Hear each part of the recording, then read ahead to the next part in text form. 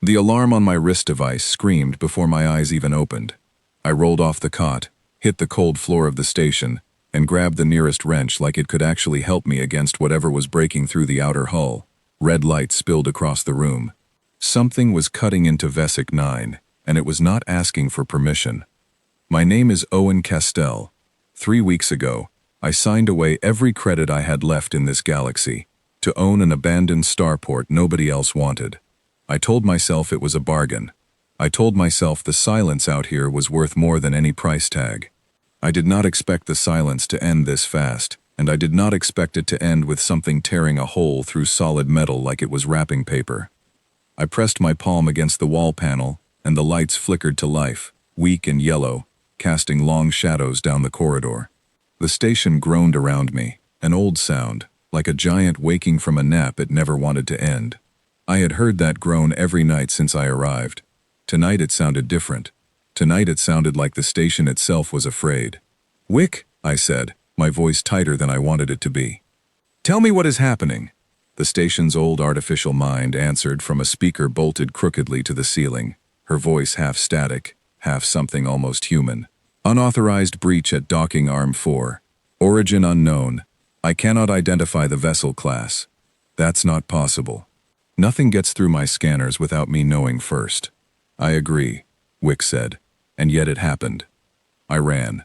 Not because running was smart, but because standing still in a dark corridor, while something unknown chewed through my front door, felt worse. My boots hit the metal floor in a fast, uneven rhythm, echoing down the empty halls I had spent 3 weeks trying to make feel like home. Old crates I had stacked as makeshift furniture blurred past me. A garden I had planted in a converted cargo bay. My one stubborn attempt at growing something green in a graveyard of steel sat dark and still as I passed it. I had bought this place to get away from exactly this kind of moment. Away from alarms. Away from unknown threats crawling through the dark. Away from a life where every day started with the question of whether I would survive it. I was done with all of that. I thought I had traded it in for peace, for quiet, for a version of my life where nothing found me anymore. I was wrong, and I was about to find out exactly how wrong. The corridor opened into the main dock, a wide chamber with a domed ceiling that once let ships glide in and out with ease. Now it was mostly rust and broken lights. A place that had not seen real traffic in longer than I had been alive. Docking Arm 4 sat at the far end, its heavy doors sealed, its warning lights spinning uselessly. Something was cutting through those doors from the outside. Not with fire, not with any tool I recognized. The metal simply peeled back, layer by layer, like it was being unwrapped by patient, careful hands. There was no sound of struggle, no grinding, no violence in the motion at all. Just quiet, steady progress, as if whatever was on the other side had all the time in the world and no reason to hurry. I raised the only weapon I had brought with me, an old service pistol I had sworn I would never need again. My hands were steady. That surprised me. I had expected them to shake. "Wick, seal every other section. If this thing gets past me, I don't want it finding the rest of the station." "Already done," she said. "Owen, I am detecting something else. The breach pattern matches a signature buried in my old records. A signature I was told to never mention unless it appeared." "Then why are you mentioning it now?" "Because it appeared." The last piece of metal folded back with a soft click, almost polite, and the docking arm door swung open on its own, revealing nothing but darkness beyond. Cold air rushed into the chamber, carrying a smell I could not place, something like ozone mixed with old rain. I stood there, pistol raised, waiting for whatever was going to walk through. Nothing did. Not right away. The darkness beyond the door simply sat there, patient, deep, and somehow aware of me in a way that made the hair on my arms stand up. "Show yourself," I said, and my voice sounded small in that huge, empty dock. A shape moved, not fast, not aggressive, just a slow shift in the darkness that resolved, piece by piece, into something roughly my height, though the proportions were wrong in ways I could not immediately explain. It stepped into the weak yellow light of the dock, and for the first time since I bought this station, I understood that I had made a terrible mistake somewhere along the way, though I had no idea yet what that mistake actually was. It did not attack. It did not speak. It simply stood there, studying me the way a person might study a stray animal that had wandered into their house uninvited. I lowered my pistol an inch, not out of trust, but because some instinct told me that raising a weapon at this thing would matter less than raising a weapon at a mountain. "This is my station," I said, because I did not know what else to say, and because 3 weeks of ownership papers suddenly felt like the flimsiest thing in the universe. I bought it. Fair and legal. Whatever you are, you need to leave. The shape tilted its head, a small, almost curious motion. Then, in a voice that seemed to come from everywhere in the chamber at once, low and slow and old in a way that had nothing to do with age as I understood it, it said one sentence that emptied every ounce of confidence out of my body. "You are standing in my house." I did not sleep again that night, though the shape retreated back into the darkness beyond the docking arm without another word, leaving the door open behind it like an invitation, or maybe a warning. I stood in that dock for almost an hour after it left, pistol still in hand, waiting for it to come back, waiting for the station to explain itself, waiting for anything that would make sense of what had just happened. Nothing came. Wick stayed quiet too, which was somehow worse than her usual nervous chatter. When I finally asked her to run a full diagnostic on the breach, she gave me numbers that made no sense, energy signatures that matched nothing in her records, except one flagged entry she refused to open without a direct command. I gave the command. She still would not open it. "I am under a standing restriction," she said. "Placed by whoever configured my core before you arrived. I cannot access that file, unless the true owner authorizes it, or unless 7 full days pass without incident. I am the owner. According to the deed you purchased, yes. According to my internal records, that classification belongs to someone else." That was the first time I heard the phrase that would follow me through everything that happened next. The true owner, not me. Someone, or something, else entirely, with a claim on this station that apparently outranked every piece of paperwork I had signed at that auction. I spent the rest of that night walking the station from end to end, checking every seal, every door, every access panel, trying to convince myself that whatever had visited me was a one-time event, a strange glitch in an old, tired place. By the time the artificial dawn cycle kicked in, casting pale light through the observation windows, I had almost talked myself into believing it. Almost.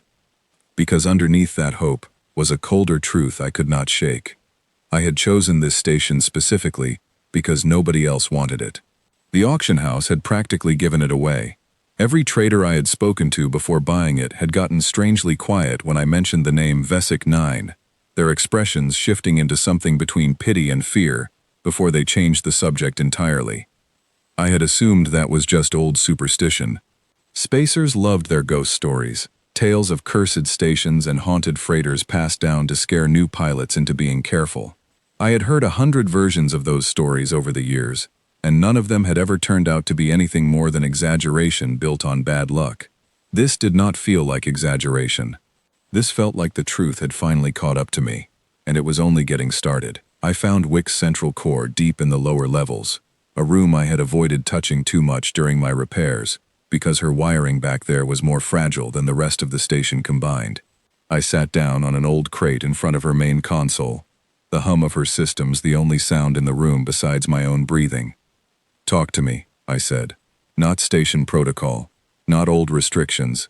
Just talk to me like you actually want me to survive whatever is coming." There was a pause, longer than her processing speed should have allowed, which told me she was deciding how much of herself she was willing to risk to answer honestly. "I have served this station for a very long time," she finally said. "Longer than any owner has stayed. Every previous owner left within a season, some within days.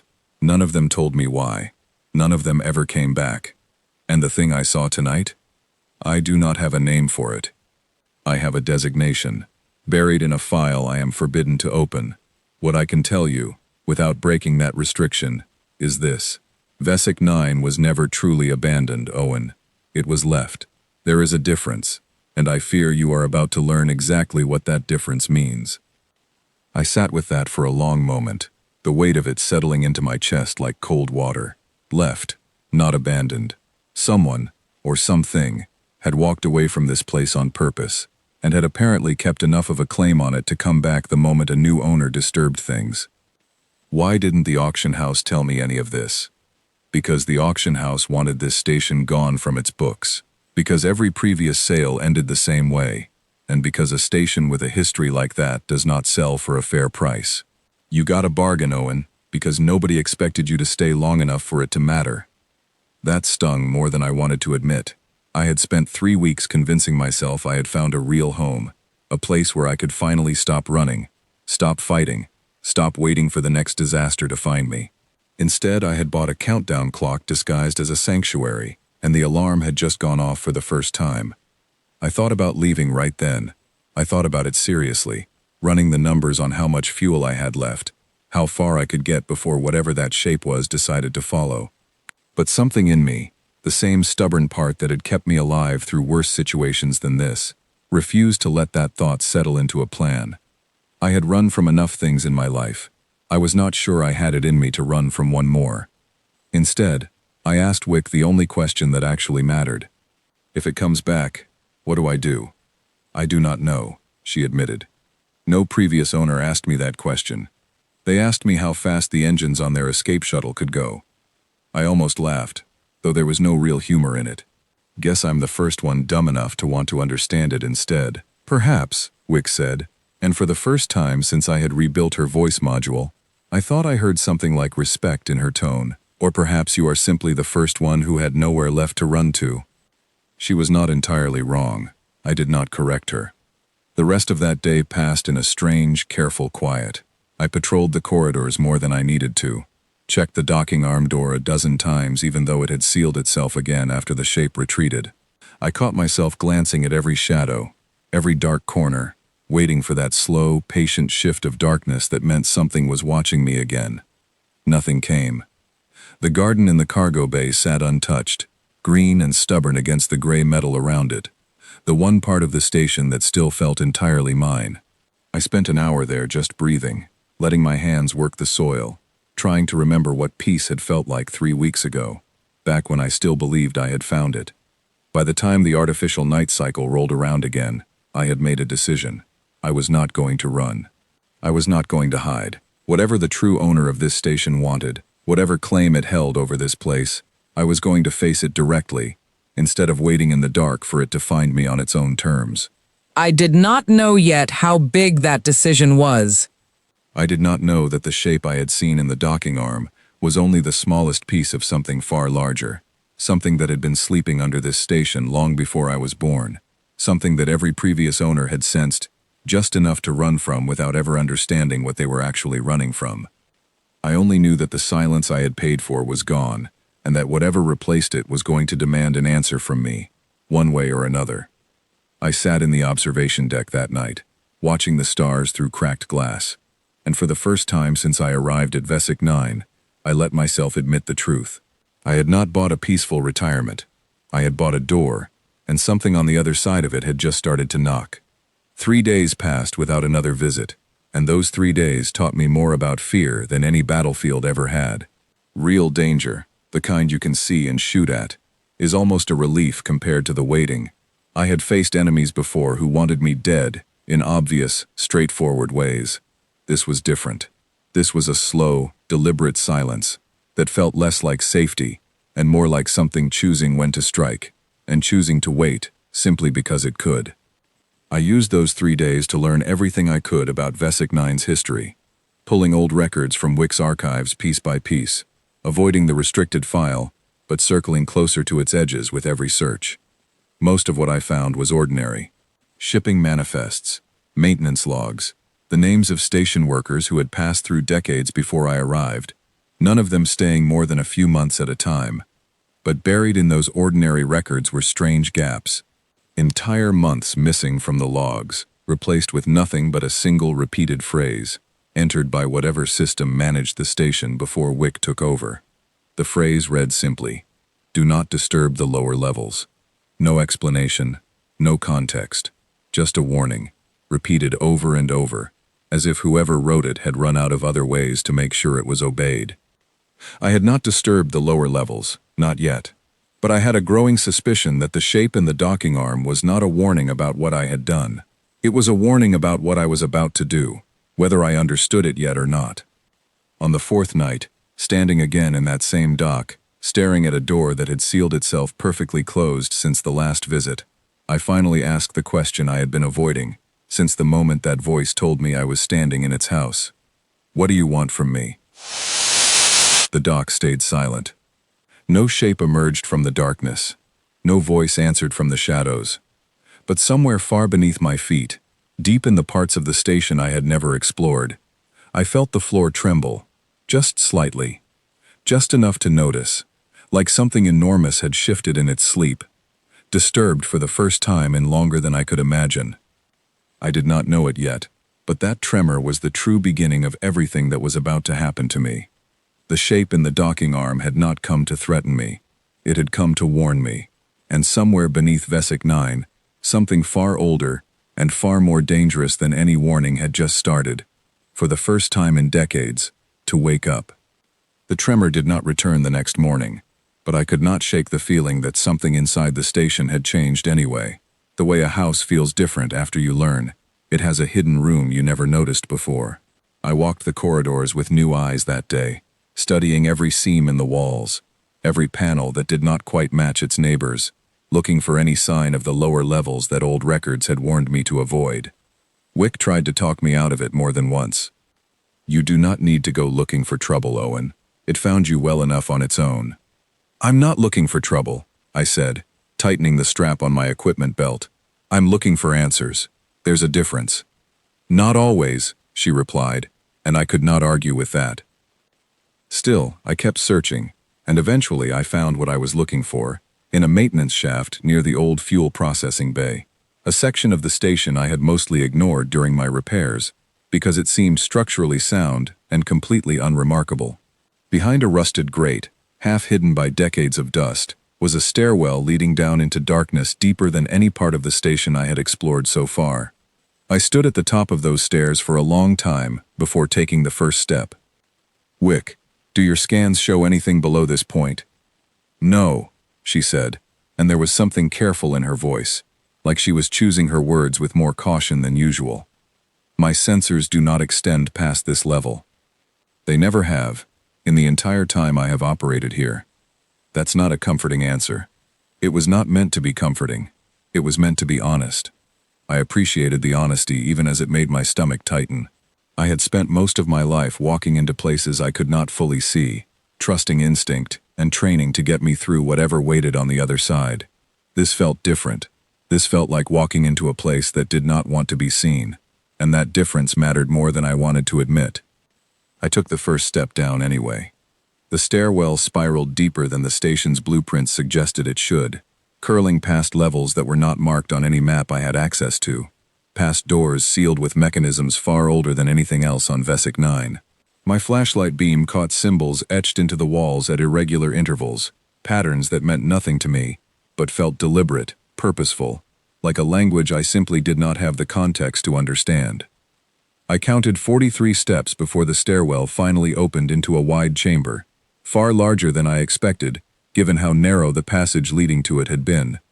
My flashlight swept across the space, catching glimpses of structures that did not match anything I recognized as human engineering, or any alien engineering I had encountered in my years of travel across this sector.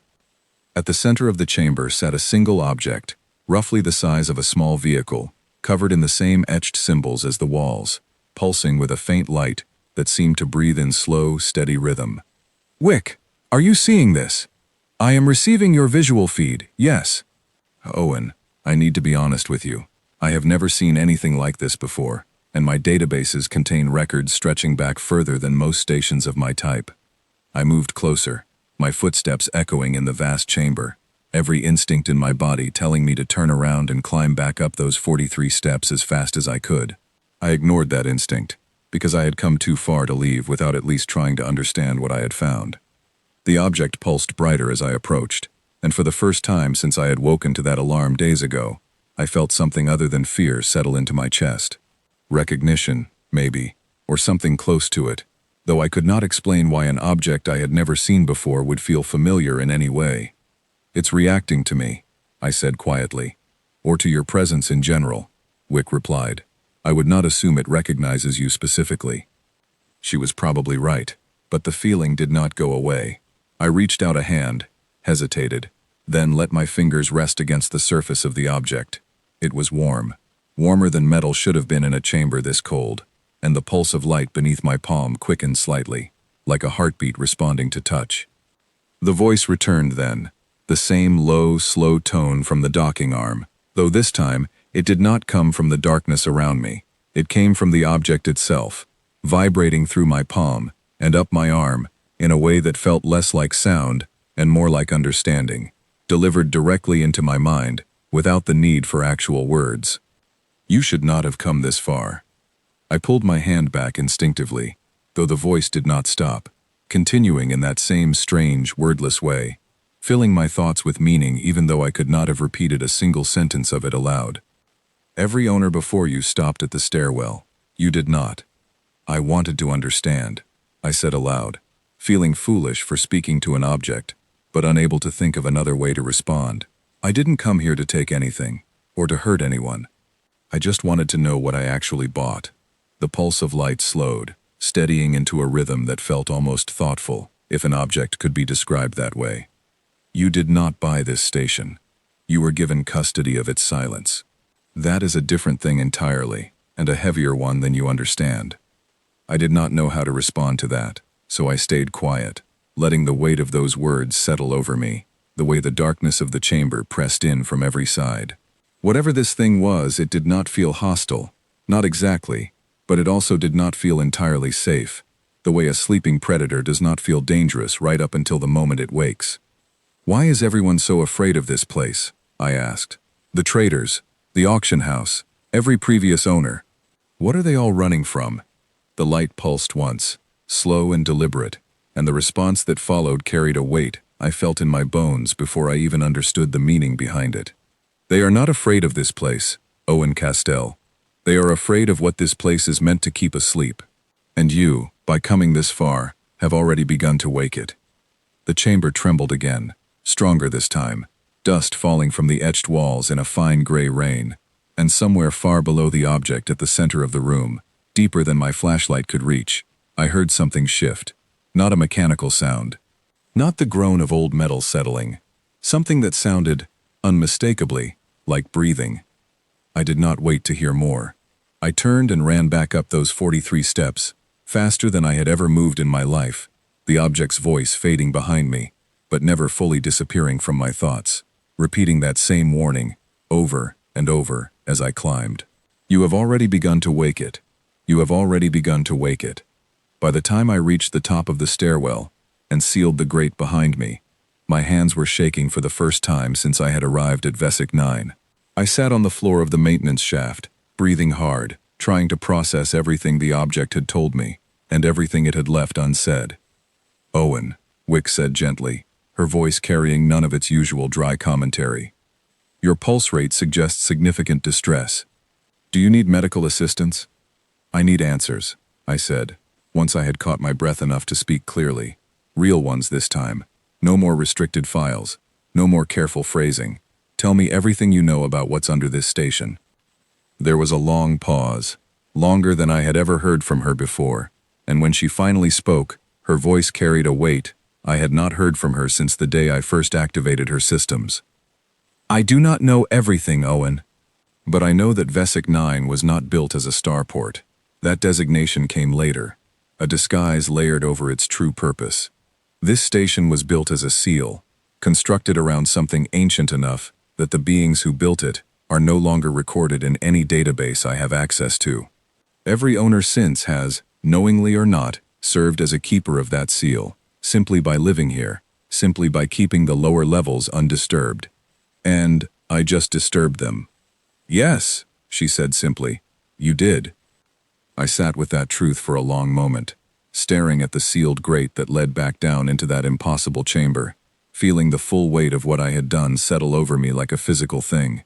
I had come to Vesic 9 looking for silence, for a place where nothing could find me, where I could finally stop carrying the weight of other people's problems. Instead, I had found the opposite. I had found a problem far larger than anything I had ever faced, sleeping just beneath my feet, and my own curiosity had apparently been enough to start waking it up.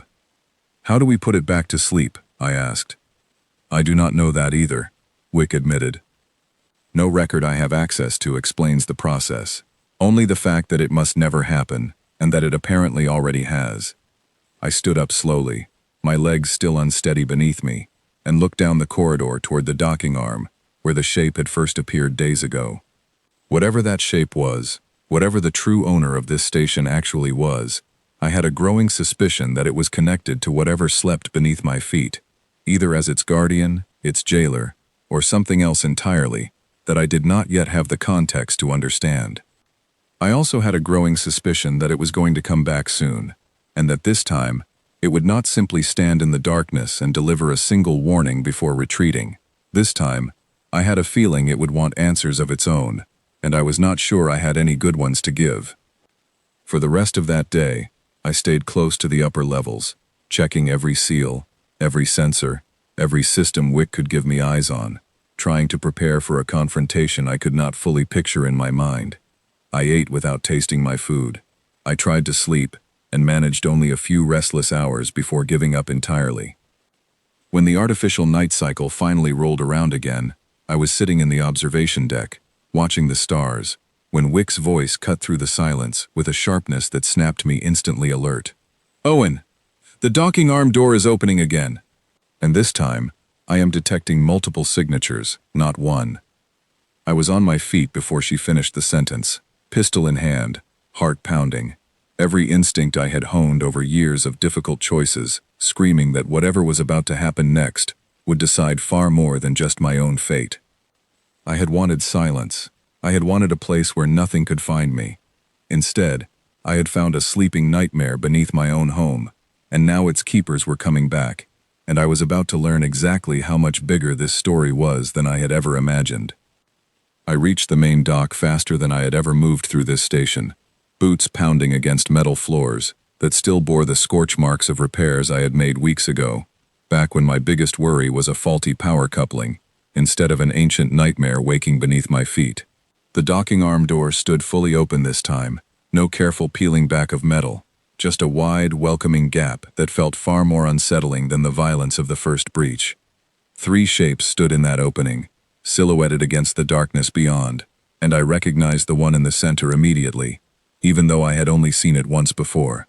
The other 2 flanked it on either side, similar in shape but somehow different in a way I could not immediately place, their outlines shifting slightly at the edges like heat rising off hot metal. "Owen Castell," the center shape said, and this time its voice was clearer, less distant, as if it had decided speaking to me directly was worth the effort now. "You went where you were told not to go." I kept my pistol raised, though some part of me understood, even then, that it would do nothing against whatever these things actually were. Nobody told me not to go there.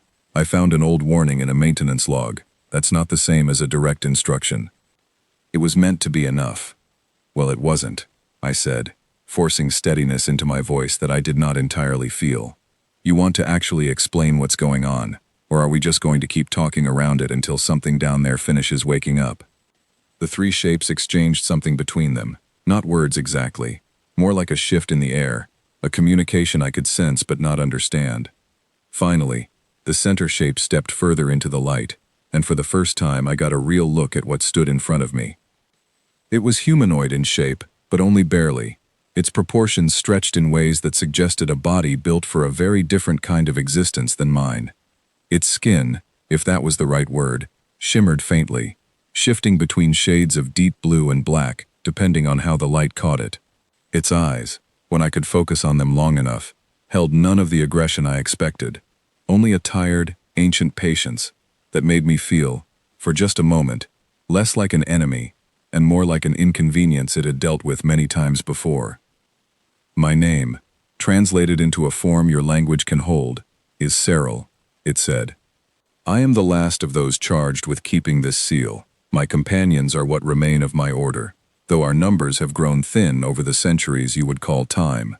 An order," I repeated, "keeping watch over whatever's under this station." "Yes. For how long?" Cyril's eyes seemed to focus somewhere past me, somewhere far beyond the walls of this station, into a memory, or a history too vast for me to fully grasp. Longer than your species has walked upright, Owen Castell. This station was built as a prison disguised as a place of trade, a clever design meant to draw travelers close enough to keep the area monitored, while ensuring none of them ever ventured far enough to disturb what slept beneath. And every owner before me just happened to leave before disturbing anything. Every owner before you was warned, directly and clearly, the moment they arrived. Every owner before you listened. You did not. There was no anger in the way Cyril said it, only a kind of weary disappointment that stung more than open hostility would have. I lowered my pistol slightly, not because I trusted these three shapes, but because I understood, on some level, that whatever conflict was coming would not be solved with a weapon designed to stop a human heartbeat. Nobody warned me, I said again, more firmly this time. Not clearly, not directly. I got vague rumors from frightened traders and one cryptic warning in an old log. If you wanted me to stay away, you should have said so the moment I stepped off my shuttle, not days later, after I had already made myself at home.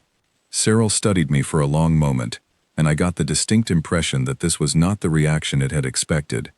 The other two shapes shifted slightly behind it, their forms rippling with something that might have been surprise, or might have been an emotion I simply did not have a name for. You are correct, Cyril finally said. That failure belongs to us, not to you. We assumed, as we always have, that fear alone would be enough. It has been enough, for every owner before you. We did not account for a species that does not run from fear the way others do. I've run from plenty of things, I said quietly. I just didn't have anywhere left to run to when I bought this place. That's not bravery. That's just being out of options. Perhaps, Cyril said, or perhaps it is something your species carries more naturally than you realize. I did not know how to respond to that, so I asked the question that mattered more than anything else in that moment. What's down there? Really? No more vague warnings. I already saw the chamber. I already heard it breathing. I deserve a real answer. Cyril was quiet for a long moment, and when it finally spoke again, its voice carried a weight that made the hair on my arms stand up all over again. It does not have a name that would mean anything translated into your language. It is old, Owen Castell. Older than the order that guards it, older than the station built to contain it. It was not born. It was not created. It simply is, and has been, for longer than any record we possess can measure. Our purpose has never been to destroy it, or even to fully understand it, only to keep it asleep, and to keep the universe unaware of its existence, for as long as possible. And now it's waking up. Now it is waking up, Cyril confirmed. Slowly, your presence in the lower chamber accelerated a process that should have taken decades longer to begin.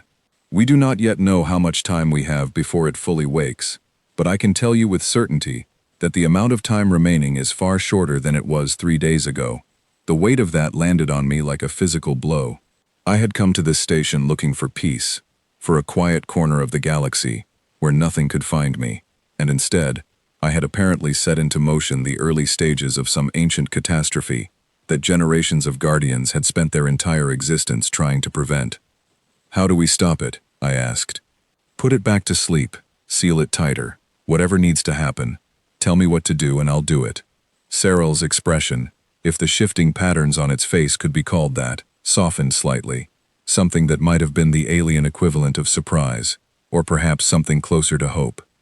You would help us? After everything we have failed to tell you, after the danger our silence placed you in. This is my station, I said, and I meant it in a way I had not fully understood until the words left my mouth. Whatever mess got started here, it's mine to help clean up now, whether I meant to cause it or not. I'm not running from this. The two shapes flanking Cyril shifted again, and this time I was almost certain the movement carried something like respect, though I could not have explained how I knew that. Cyril stepped closer, close enough that I could see finer details in its shifting, shimmering form. Details that reminded me, strangely, of looking into deep water at night.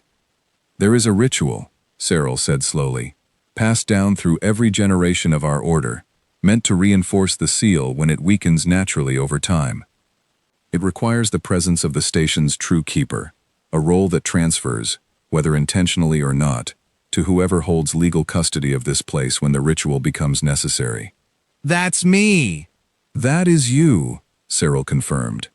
Though I must warn you, Owen Castell, the ritual is not without cost.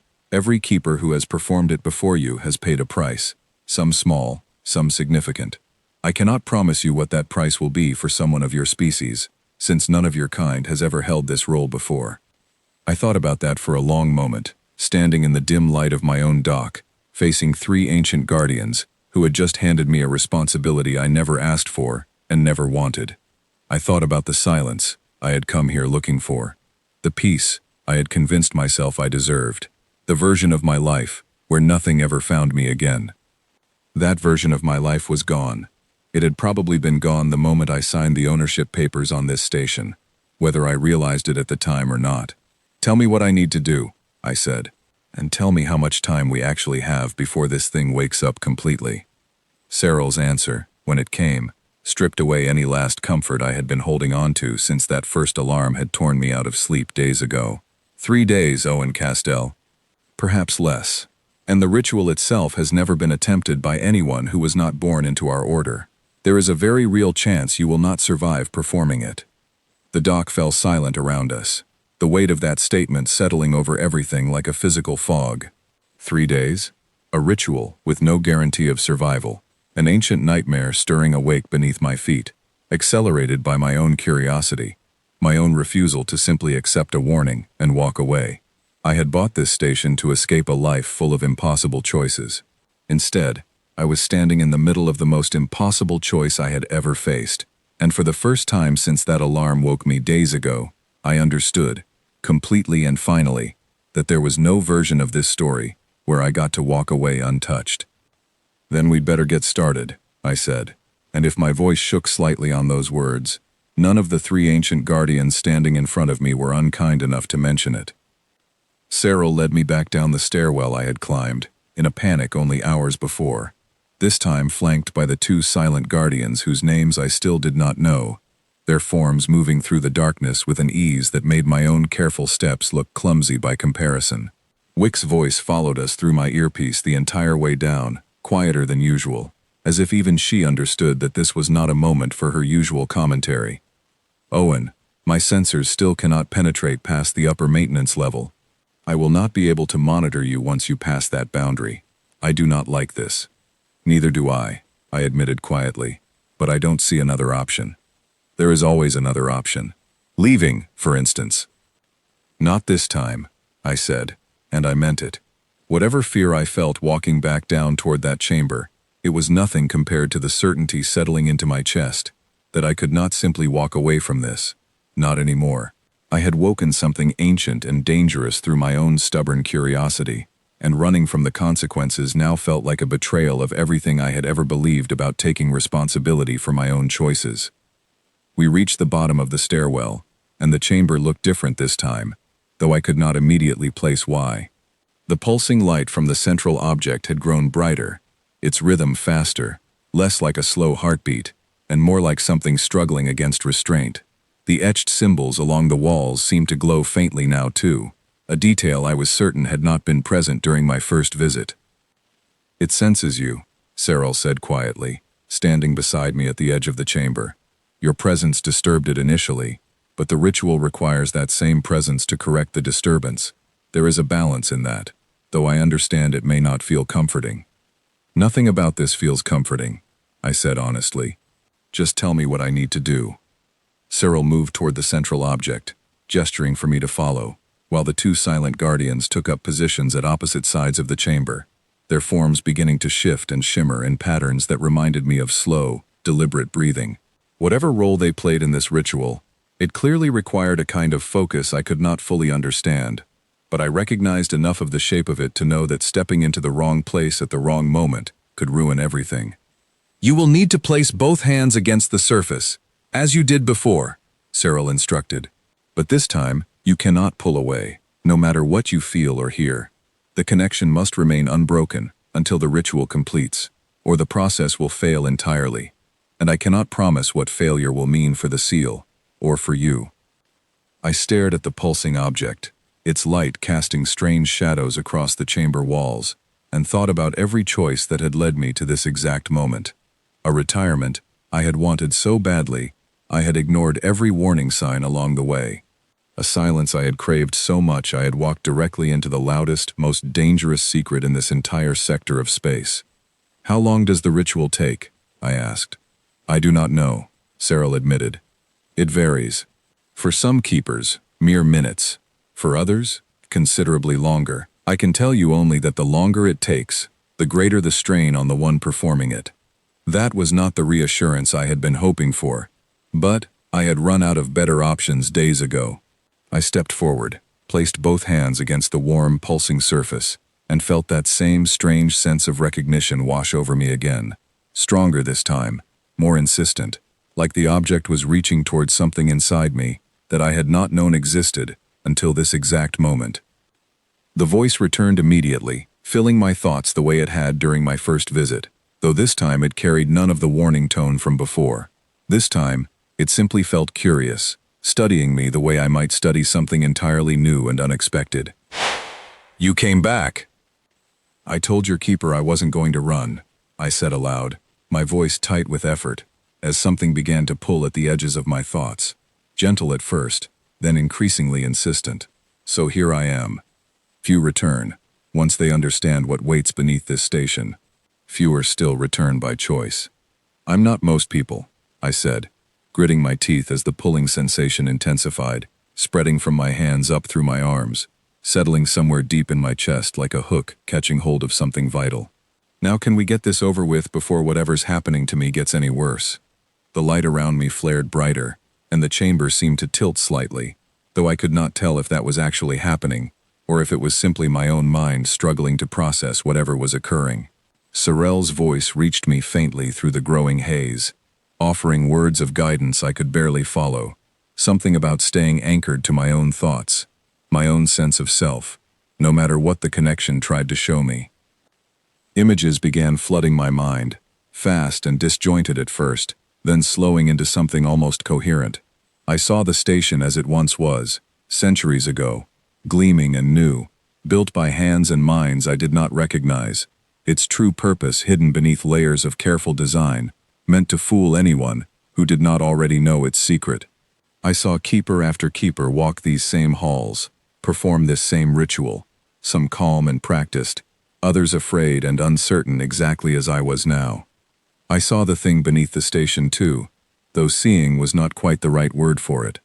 It was less a shape and more a presence, vast and old, stretching far beyond the boundaries of the chamber I stood in, beyond the boundaries of the station itself, into depths I could not fully comprehend.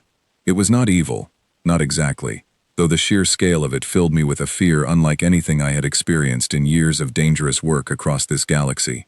It simply was, ancient and enormous, and the idea of it fully waking, fully aware, fully free, to move through the universe as it pleased, filled me with a dread that settled deep into my bones. "I understand now," I thought, or maybe said aloud. I could no longer tell the difference. "I understand why they've kept you asleep for so long." The presence responded, not with words exactly, but with something that felt like acknowledgement, a vast and ancient awareness turning its attention toward me for just a moment, before withdrawing again, settling back into whatever restless half-sleep it had been stirring from since I first touched this object days ago. The pulling sensation in my chest intensified one final time, sharp and sudden, and then released all at once, like a held breath finally let go. I stumbled backward, my hands slipping from the surface of the object, my legs barely holding my weight as the chamber snapped back into ordinary focus around me. Cyril caught my arm before I could fall, steadying me with a grip far stronger than I expected from something with such an unusual physical form. "It is done," Cyril said, and there was something like relief in its voice, an emotion I had not expected to hear from an ancient guardian who had likely witnessed this ritual performed countless times before. "The seal is reinforced. It will hold, for now."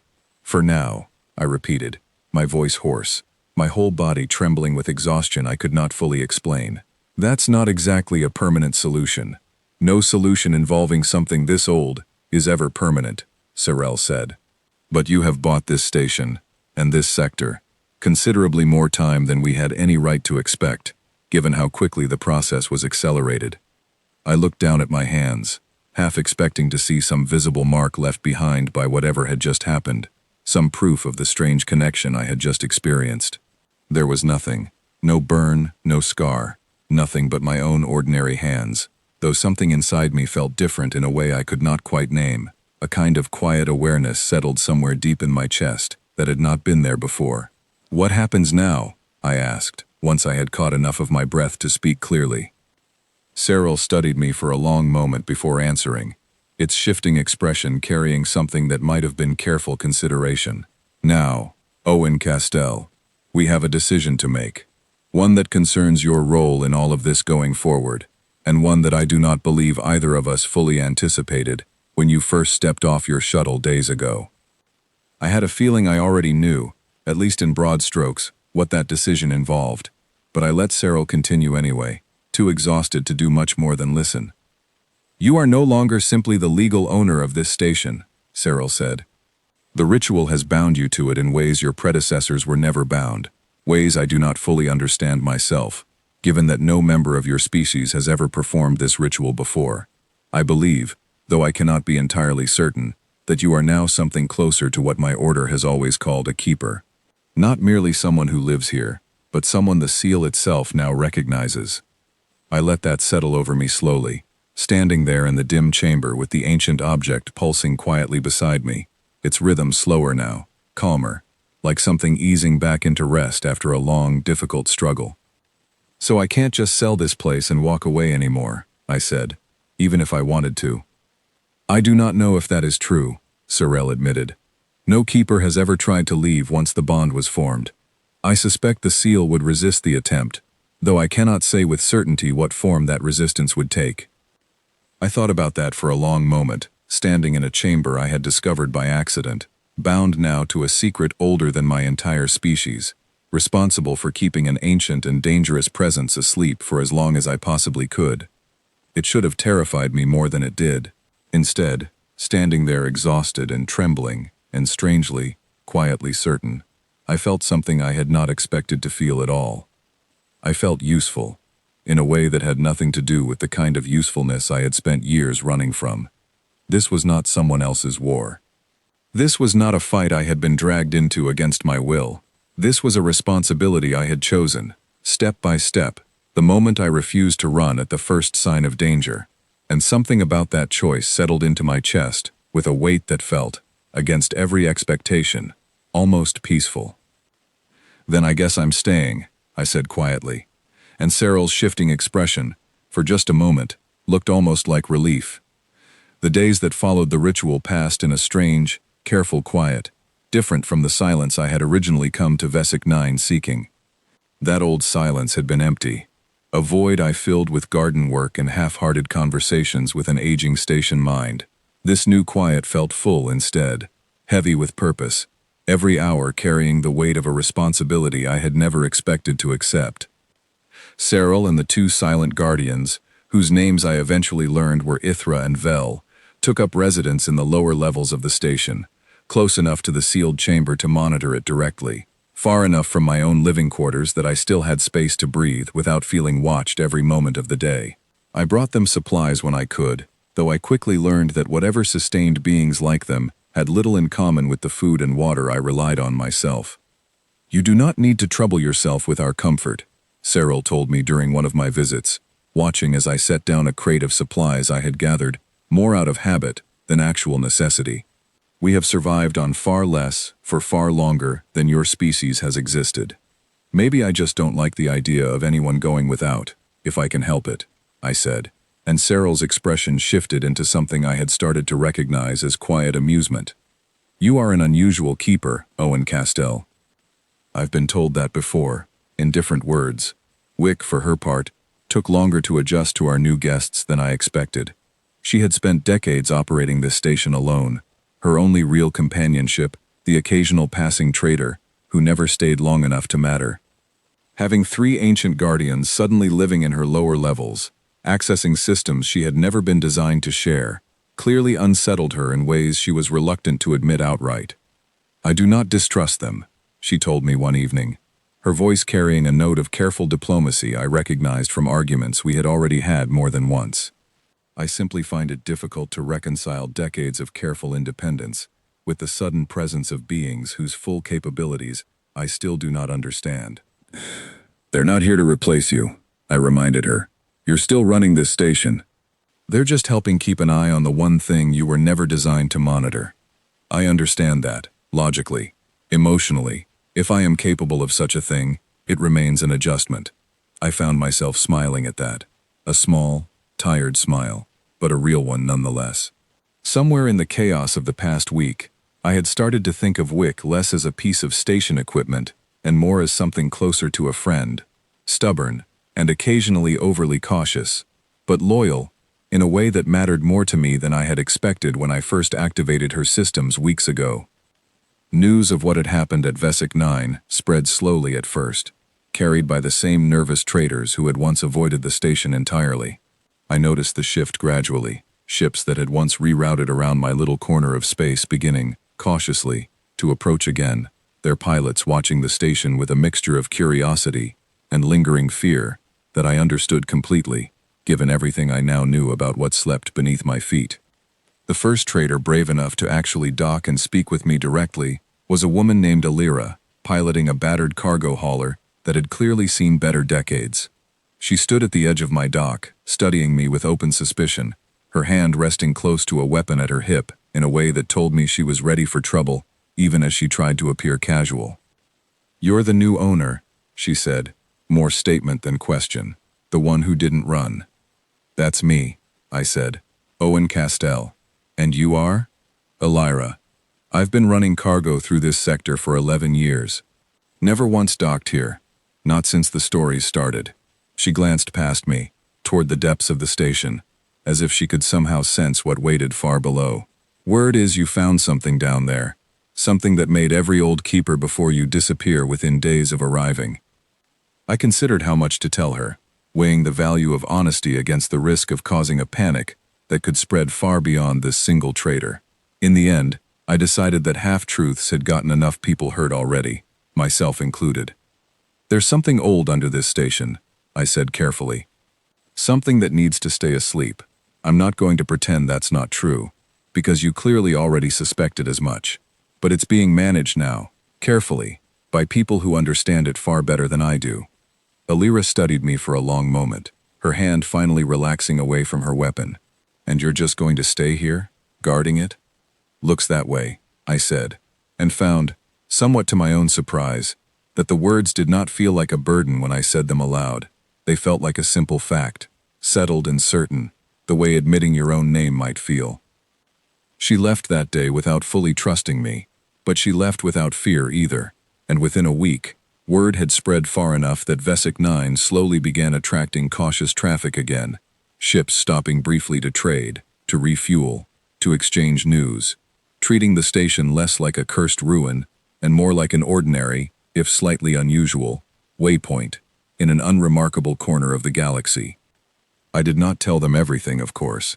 Some secrets were not mine alone to share, and some truths, I had learned quickly, were better left buried alongside whatever slept in that chamber below. But I stopped pretending the station was something it was not, and in doing so, I found that the fear surrounding Vesic 9 slowly began to soften into something closer to respectful caution, the kind travelers extended toward any place with a dangerous history that had, so far, been handled responsibly. Cyril watched this transformation with quiet interest, joining me on the observation deck one evening as I watched a small convoy of trade ships depart after a brief, uneventful stop. "You are changing this place," Cyril observed, "in ways none of your predecessors managed, or attempted."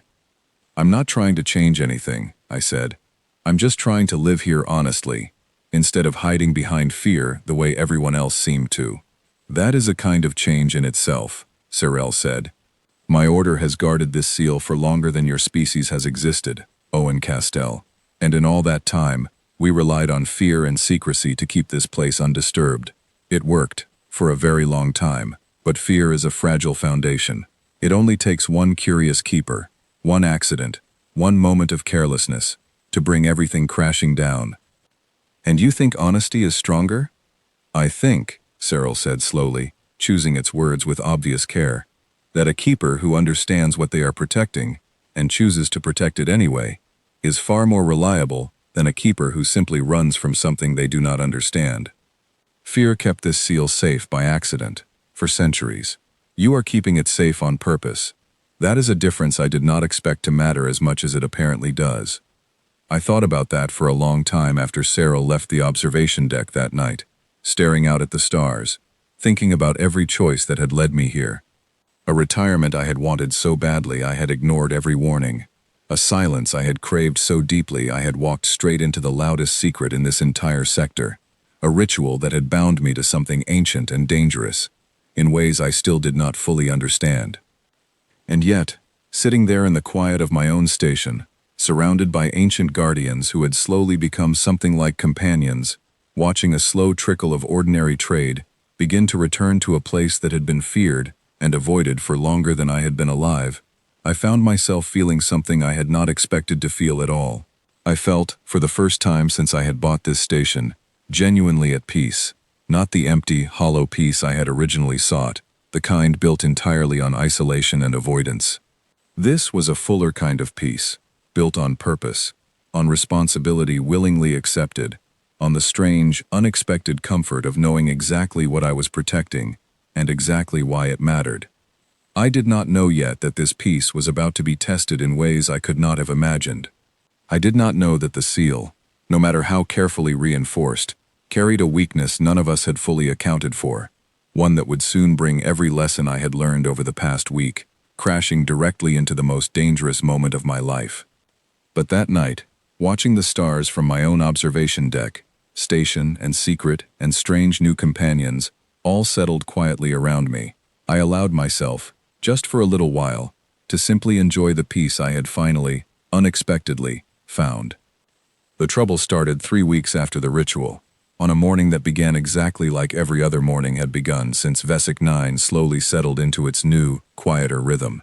I was in the cargo bay garden, checking on a stubborn row of vegetables that had finally started producing something worth eating, when Wick's voice cut through the calm, with an urgency I had not heard since the night that first alarm tore me out of sleep weeks ago. "Owen, you need to come to the lower levels immediately. Cyril is requesting your presence, and I am detecting readings from the sealed chamber that exceed anything recorded since the ritual was completed."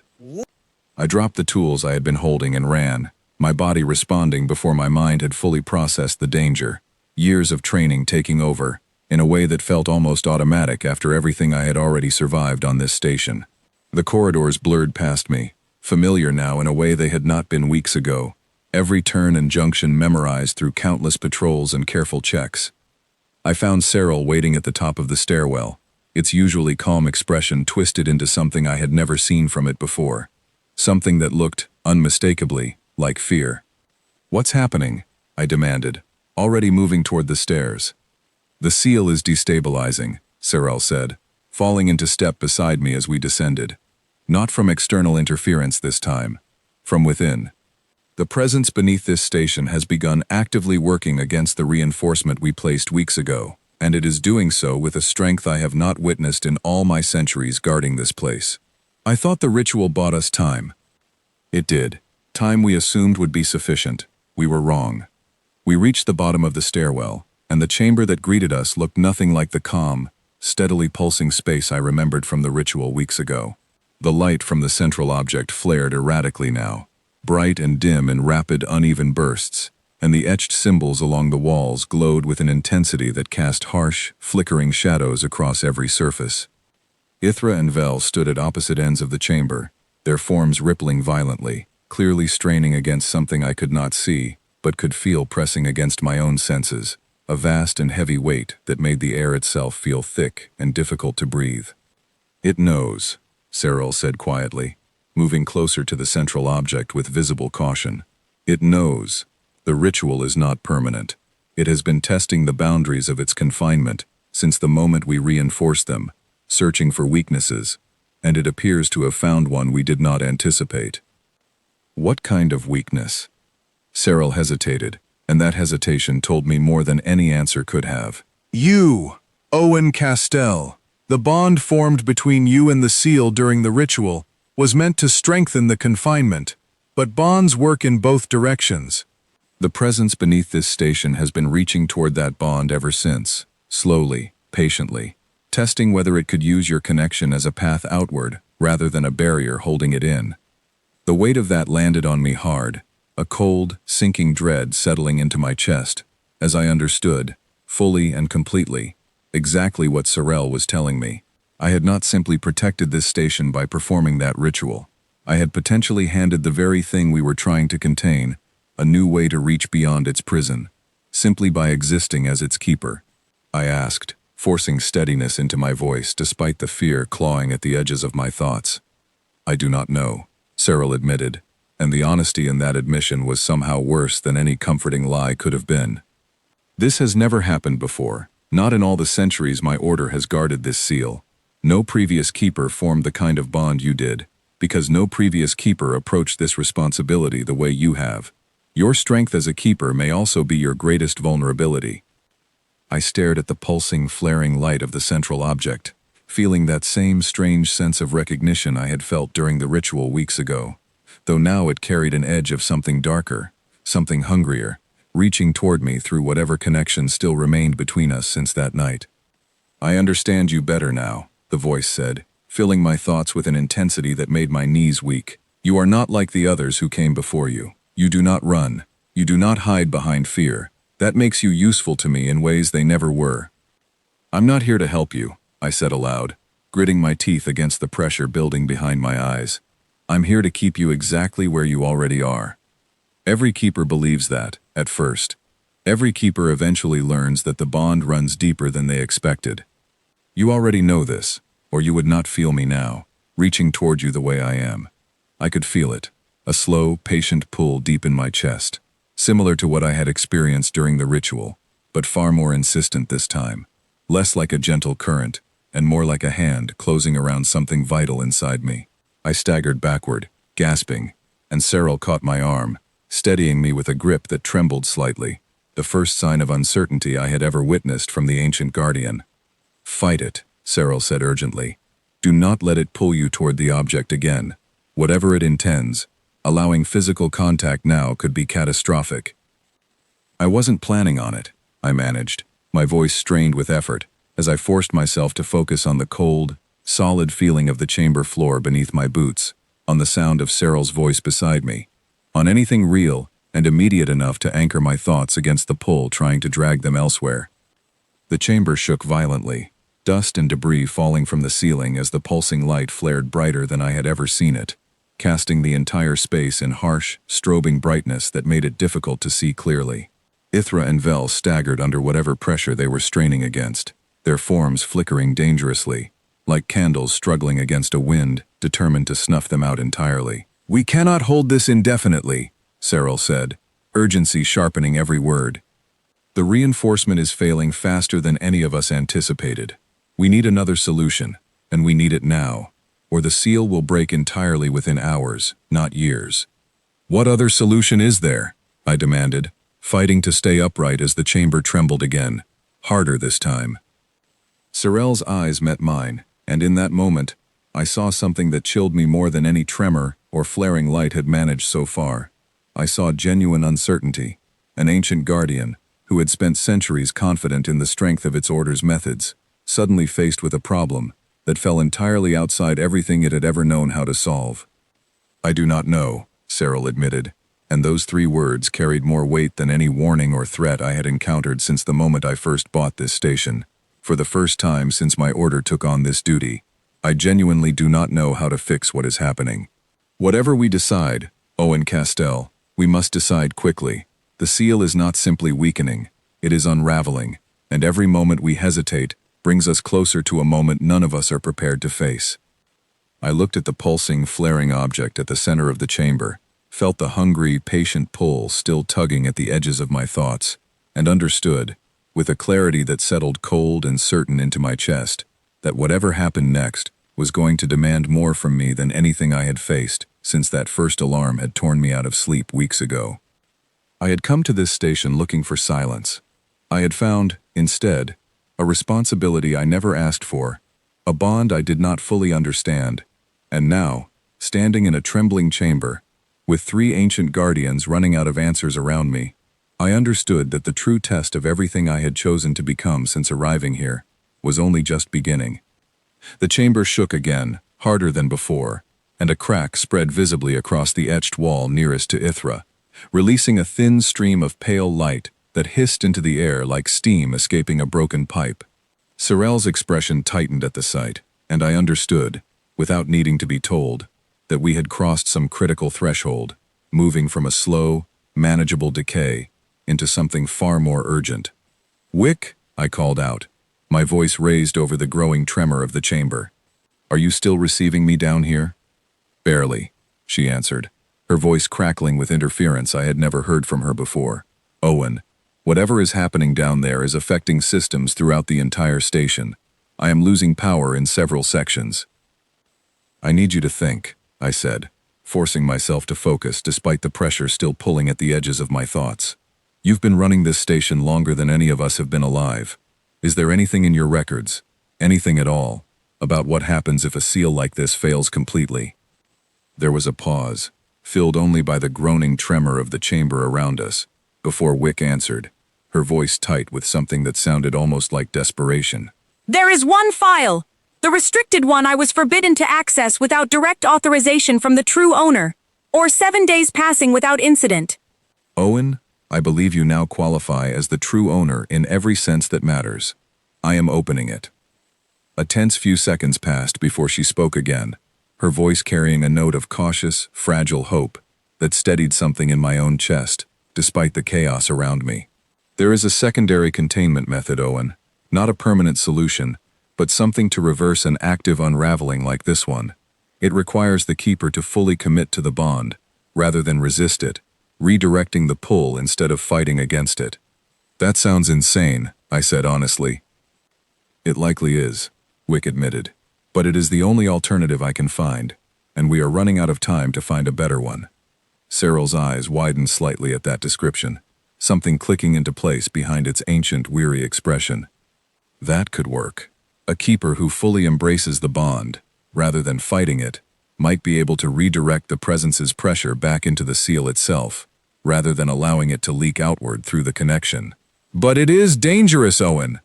"Fully committing to that bond carries risks we cannot fully predict." "More dangerous than letting this thing break free entirely?" I asked, already knowing the answer. "No," Cyril admitted. "Nothing is more dangerous than that."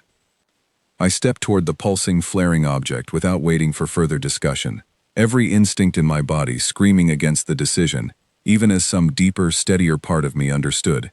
It was the only real choice left. I had spent years running from difficult decisions, hiding behind the idea that peace meant avoiding every hard choice life threw at me. That version of myself had died somewhere over the past few weeks, replaced by someone willing to stand and fight for something worth protecting, even when the cost was uncertain and possibly severe. I placed both hands against the surface of the object, and this time, instead of resisting the pull that immediately surged through my palms and up my arms, I let it in, fully and completely, opening myself to the ancient, hungry presence reaching toward me through the failing seal. The sensation was overwhelming, vast and cold and impossibly old, memories and impressions flooding through my mind faster than I could process them, images of a universe far younger than the one I knew, of civilizations rising and falling before my own species had even begun to exist. I felt the presence's hunger, its patient, ancient desire for freedom, and instead of pushing it away, I let myself understand it, fully, the way you might finally understand an old, complicated grief you had spent years avoiding. "I see you now," the voice said, and for the first time, it carried something other than hunger or patience. It carried something that felt, unmistakably, like surprise. "You are not resisting." "No," I said, my voice steady despite the storm raging through my mind. "I'm not. I understand what you are now, old, and tired, and alone, in a way I actually recognize, but I'm not letting you out, and I'm not going to keep fighting you either. I'm going to hold this line, the same way every keeper before me tried to, except I'm going to do it honestly, instead of hiding behind fear." The pull through the bond shifted, the hungry, grasping quality easing into something calmer, more resigned. like a great weight finally settling after a long, restless struggle. The flaring light of the chamber steadied, its rhythm slowing back into the calm, deep pulse I remembered from the ritual weeks ago, and the crack in the wall near Ithra sealed itself shut, the hissing stream of pale light fading back into nothing. "I do not know how long this will hold," the voice said, quieter now, almost gentle in a way I had not expected from something so ancient and vast. "But you have given me more honesty in this single moment than I have received from any keeper in longer than your kind has existed. That is worth something, even to something like me." The connection released slowly this time, easing away rather than tearing free, and I stumbled back from the object with far less violence than the ritual weeks ago had caused, my legs shaking but holding, my mind clear despite the exhaustion settling heavily over every part of my body. Cyril caught my arm again, steadying me, and this time, the ancient guardian's expression held something I had never seen from it before, something that looked, unmistakably, like awe. "You did what no keeper in the history of my order has ever managed," Cyril said quietly. "You did not fight the bond, and you did not surrender to it either. You met it honestly, and it responded to that honesty in a way none of us anticipated." "Is it going to try this again?" I asked, once I had caught enough breath to speak clearly. "Almost certainly," Cyril said. "But I believe, now, that we understand this seal, and this presence, far better than we did an hour ago. And I believe you have proven something important, Owen Castell, something my order will need to remember, going forward, in choosing who takes on this responsibility in the future." Word of what happened that day spread slowly through the small, cautious community of traders who had begun stopping at Vesic 9 again over the past few weeks. I did not tell them everything, but I did not hide the danger either, and something about that honesty seemed to settle deeper trust into the sector than fear ever had. Ships began stopping more regularly after that, not out of morbid curiosity, but out of a growing respect for a station, and a keeper, that had faced something ancient and dangerous and chosen honesty over hiding. Elira returned a few weeks later, her battered cargo hauler docking, without hesitation this time, her expression far less guarded than it had been during our first meeting. "Word spreading," she said, leaning against the frame of her ship as I helped unload a shipment of supplies. "People are saying you didn't just survive whatever's down there, they're saying you tamed it." "I wouldn't put it that way," I said honestly. "I just stopped running from it, and stopped pretending I could control something that old and vast entirely on my own terms. Turns out that mattered more than I expected." She studied me for a long moment, something like genuine respect settling into her expression. "Most people who buy forgotten places like this are looking for an escape, somewhere to hide from everything else. You found something different instead." "Yeah," I said, glancing back toward the depths of the station, toward the sealed chamber where Cyril, Ithra, and Vel continued their patient, careful watch, toward the strange, ancient presence I now understood far better than I ever expected to. I think I did. I stood on the observation deck that night, the same place I had stood weeks ago, questioning everything I had chosen, watching the same stars stretch endlessly beyond the cracked glass. Vesic 9 no longer felt like the empty, silent retreat I had originally purchased, and it no longer felt like the terrifying ancient trap I had briefly feared it might become either. It felt, instead, like exactly what it actually was. A place with a real purpose, a genuine responsibility, and a keeper who had finally stopped running long enough to understand what that responsibility truly meant. I had come here looking for silence, certain that peace meant emptiness, that safety meant isolation from every difficult, dangerous thing life could throw at me. I understood now, standing quietly among the stars with an ancient secret settled just beneath my feet, that real peace had never been about emptiness at all. It was about facing the things that mattered, honestly and without flinching, and choosing, again and again, not to run. Somewhere far below, deep beneath the careful metal floors of my station, something ancient and vast continued its long, patient sleep, held not by fear this time, but by an honest, willing choice I intended to keep making for as long as I remained the keeper of Vesic 9, and for the first time since I had signed those ownership papers weeks ago, I felt, completely and without hesitation, that I had finally found exactly the home I had been looking for all along.